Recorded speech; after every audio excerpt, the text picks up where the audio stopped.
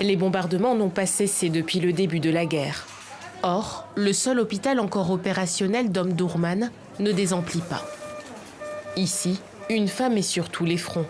Ransa Al-Moatassem, infirmière en chef, dirige désormais une équipe de 180 personnes après avoir découvert sa vocation sur le tard. Je suis arrivée à l'hôpital Al-Nao par hasard. Je tenais la main de la fille de notre voisin qui était tombée et je l'avais amenée à la clinique pour faire recoudre sa blessure.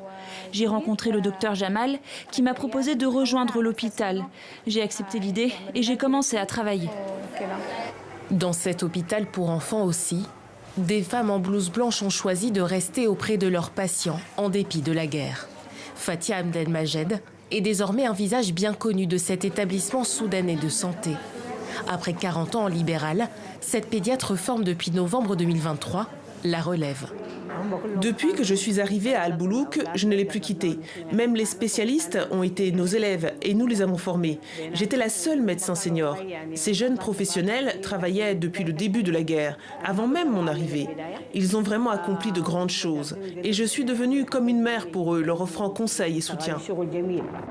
Former et conseiller le personnel soignant en première ligne de défense de cette guerre au Soudan. Elle a fait des dizaines de milliers de morts et forcé plus de 12 millions de personnes à s'exiler. Safa Ali est l'une des dernières obstétriciennes encore en poste. Depuis le début du conflit, elle risque quotidiennement sa vie dans cette maternité, alors que ses proches ont préféré fuir.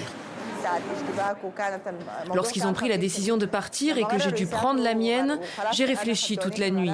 Je pouvais soit être avec mes enfants, soit rester et faire mon devoir et respecter mon engagement envers mes collègues et le groupe avec lequel je travaille. Finalement, mon engagement professionnel a pris le pas sur mes obligations familiales. En près de 2 ans de guerre, au moins 78 professionnels de santé ont été tués et près de 90% des hôpitaux des zones de conflit ont dû fermer, selon le syndicat des médecins du Soudan.